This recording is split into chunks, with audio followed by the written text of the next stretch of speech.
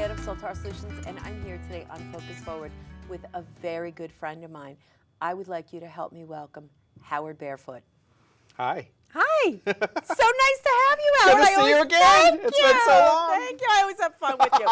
So tell us, Howard, I know that you're in the real estate game. Yes. Give us a little bit of insight into what you're doing. Buying, selling, taking over the real estate world. Give me it. It's funny.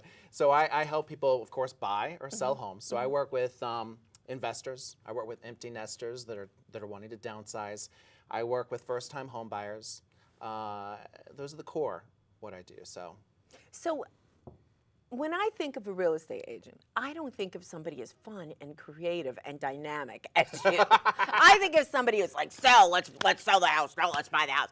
I don't think of somebody that develops these relationships like you do. So tell me a little bit about how do you handle your business? Because everybody falls in love with you. They all want to get to be your best friend, the whole thing. Tell me, how do you handle your business? You know, I love to get to know the people that I'm working with.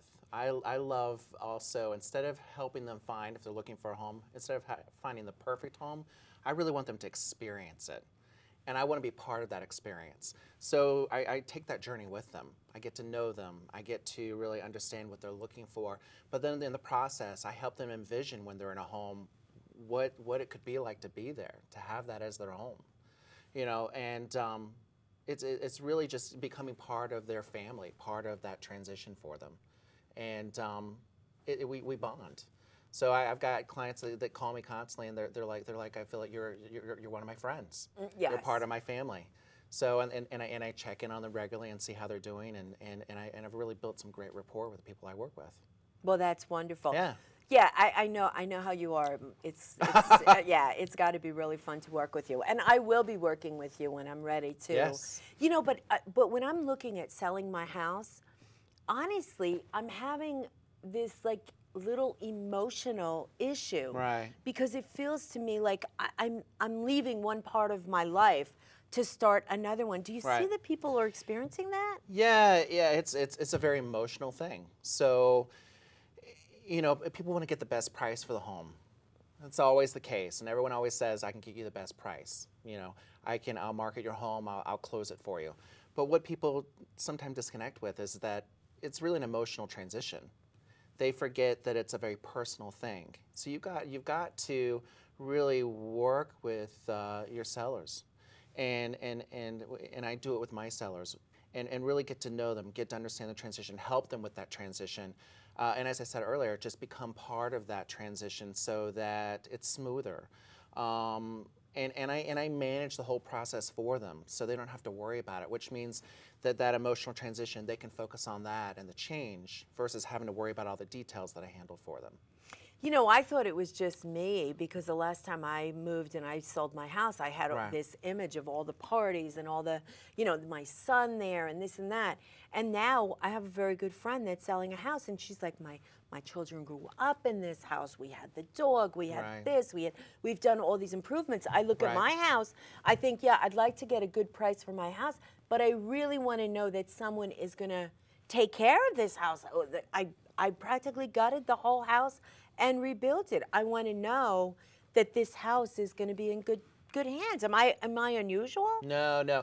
A great way to help people with that transition is for you to sit down. I like to sit down with people and walk through what are the things they love about the house. And you write it down and you walk through that experience with them, some of their memories that they've had in the house. And sharing that with potential buyers is a great way to find people that really resonates with and they can relate to. And so when the house is actually coming to a close and you're in the closing, you know, you try to find people that really are going to, you know, it's like I'm a matchmaker. I match up the sellers of the home and their experiences with someone that resonates with, so that they can feel good, the seller can feel good about the next people that are getting that home. It's not just to sell to them. It's all of their life, those 19, 20 years, if it's that long, raising your kids, them growing up, leaving the home, you're handing it off to another family that's going to carry on those types of traditions and the meaning of what that home was to them. It's so true.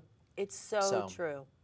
And then the other part of it is, then there's the practical part. You've Right. put so much money into it, Right. you want to get, and sometimes real estate can devalue. It's coming, back up, of course. Right. It always comes back up.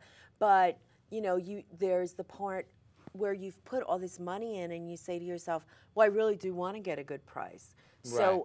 how do you manage the emotional and then that like almost linear financial piece of it, which is the business piece? How do you manage that? Well, I mean, the first thing is, the financial piece is key because you want to make sure that they get a good price. So I really walk through how, for a seller, walk through exactly what the value of the home is based on the market conditions. I really go through and explain exactly where my price came from that I'm recommending to them.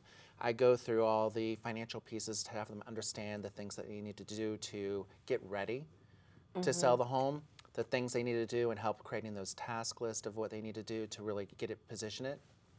I go through the marketing plan and all those details so they understand the whole picture of what we're going to be doing, any kind of financials as well, so they understand exactly what we're doing there. But then walking through that process, once I've done that financial piece, that's one side. You got to remember that it's still that emotional transition. So what I do then is I touch base with them, ask them periodically through that process how they're feeling. Is this the right is this the right approach? Is this the right move? Does this feel good to you? And so by doing that, they become part of that process. And the more they're part of that process, the more they have the ability to let go. Yes. So and then I walk through and like I said, I get to really understand what the changes are, what their experiences have been, and help them ease through that process by again, in some cases, talking about other experiences I've had with other people that have sold their homes, other people that have had the same transition that gives them some perspective they can relate to. So as we're going through all the meat of all the financials and the process, we don't get buried in that. That's just what we've got to do to get the job done. We remember that they're people, and we take them through that emotional journey as well. See, I love that. I love that. I love the idea that you're managing those two very important aspects of the sale of a home. Right. And also the purchase of the home. Is this the right home for you? What do you, what do you envision? Like when I sell my home and I move, I need to have a really clear idea on what I'm going to be doing next, Right. So it's almost like one phase of your life is kind of, closing, and then you're going out there. So New chapter. Yeah, it's a new chapter. Exactly. That's Yeah. it. Exactly. So I think it's really important. You're writing your own book. Exactly. You're writing your own book. Exactly. Right. It's really, Right. that's really the key.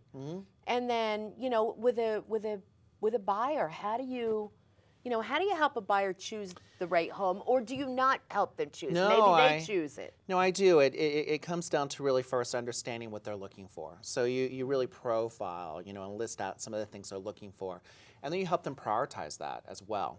So and then once you have a picture of what they're looking for, I go out and I find homes that match what they've identified as their perfect home. But remember, what we're selling as well is not the perfect home, but the experience. So when we go in and we see homes, what I do is I help them, based on everything I've learned about them, envision what living there could be like. Okay? And based on what I know about them, is it really the right fit? And I give those recommendations and thoughts, from the perspective of, again, my perspective and my experience. Because when you're dealing with that, again, it's a transition. And it's overwhelming in that process. So the more I can help them through that journey, again, that process, and help them really emotionally connect with something that really is a good fit for them, that makes that process so much easier. Rather than just walking into a home and saying, what do you think? Which some people do. Some realtors will do that. Here's the house, here's the living room, here's the bathroom. I help them envision, though, imagine if you have your new child, your daughter. This is what you could do in this room. This is what you could do here. You could tear down this wall here, and you can open it up. I help them experience what it could be and what their lifestyle could be in that new home. That's amazing, because that's really, really important. Right. So Just give us, if you can, 3 tips that say a seller would use to choose the right real estate agent for them. What are 3 tips you can come up with? You know, one that everyone always says is experience. Okay, experience is good, but I think more than experience, you want someone that's going to be creative in their approach. There's so many people that just do the same things out there. So they'll send out a postcard, they'll put something on social media. You really want someone that's going to go above and beyond and really be creative about their approach to selling your home. So number 1, creative. Creative. Second thing is going to be really finding someone that's hungry, that really is going to go that extra mile. If you've got someone, you know, I have a team. And so, of course, I can rely on other people to work with me, you know, on that team. But what you want to do is you want to find people that are hungry, that are really going to go, again, that extra mile to really invest in finding those buyers, you know, and helping you sell that home aggressively. Okay, great. And what's the third one? And then the third thing is really to prepare yourself for that transition. You need to be open emotionally to that change. Because if you're not, we can put so many buyers in front of you, and if you're not ready, you're not ready. Exactly. So you got to be emotionally there as well. So that's great. So you got to find someone as well, that a realtor that actually connects with you also on that emotional level, because they're going to help you through that journey as well. So the bonus tip is you're looking for the connection. You're looking for a connection. Perfect. Someone that you can relate to, that you can have fun with, that you know is going to do the job, because it's got to be a fun experience. If you're already dealing with a lot of stress. So if you deal with someone that's also very intense and stress oriented, you're going to burn out on all that stressful energy. That's great. Those are great examples. Yeah. So thank you so much for being Yeah, here. thank you for This has having been- me. I learned so much already. It was wonderful. Wonderful. All right. Thank you so much for having me. Well, you're welcome. So thanks so much for being here. Wasn't that great? I learned so much about buying and selling. I mean, you can never know too much about that. So I really love the show. Thanks so much for being here, and I hope you subscribe to my YouTube channel. I'd love to see you there. Thank you. Bye-bye now. Thank you.